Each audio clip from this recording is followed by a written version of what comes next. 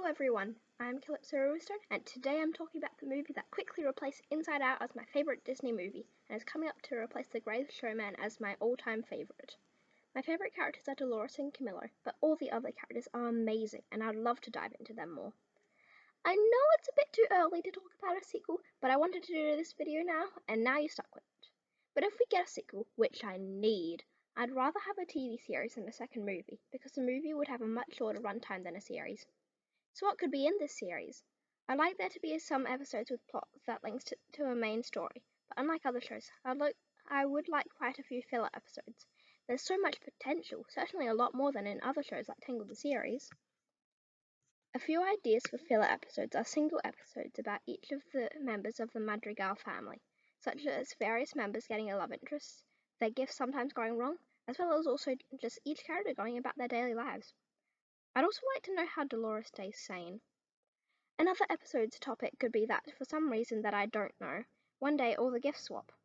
So just for that day, they have to learn to deal with someone else's powers. And aside from the Madrigal family, it has been confirmed that the mountains surrounding the Encanto have come down. This could mean that outsiders meet them and show the new technology. Imagine the possibilities. For the main episodes, I don't know what the plot would be, but Disney can think of something. There are quite a few questions left unanswered, which could be addressed. I think it would be cool to see a sort of next-gen thing, when the characters are all older and have children.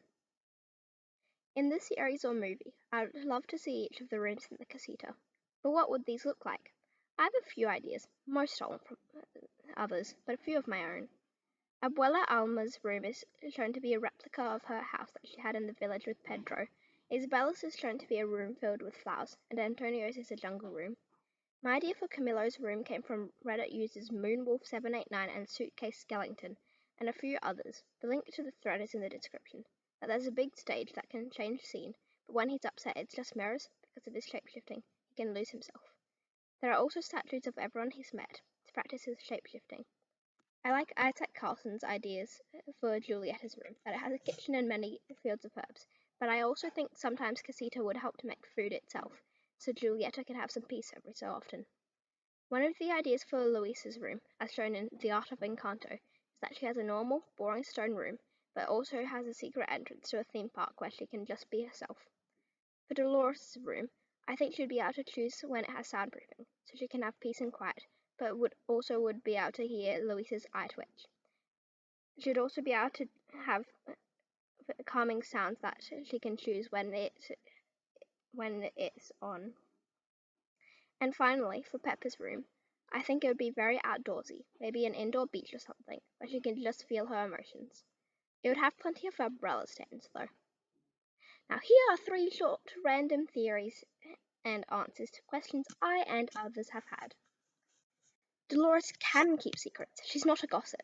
I mean, she kept the secret of Bruno hiding in the walls for 10 years. And I don't think she even fully realized that it was Bruno, but she was suspicious. Maybe she thought the rats had learned to talk. But once she realized it was Bruno at the end, she was suspicious of something all along, and she said she knew it was Bruno all along. It's just that the prophecy about Mirabel was too big a secret to hide on top of everything else. Speaking of Bruno's in the walls, I think Casita actually made the gaps in the walls for him.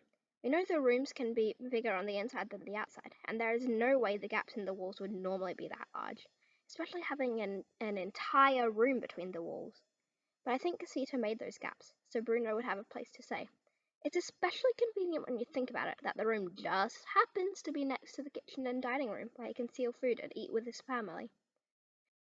And speaking of Bruno, I don't think Bruno's tower always had those stairs. Imagine climbing up there every time you wanted to make a prophecy.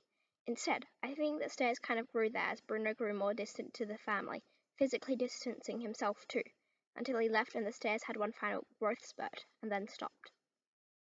For my final thoughts on Encanto, it was a really good movie, and I've watched it 4 times through, which is probably a record for me, especially in the amount of time it's been out. I think all of the songs are on my favorite songs playlist on Spotify, but my favorite was the Family Madrigal. Like I said, my favorite characters are Dolores and Camillo, and my favorite gift is Camillo's gift, shapeshifting. But until next time, bye!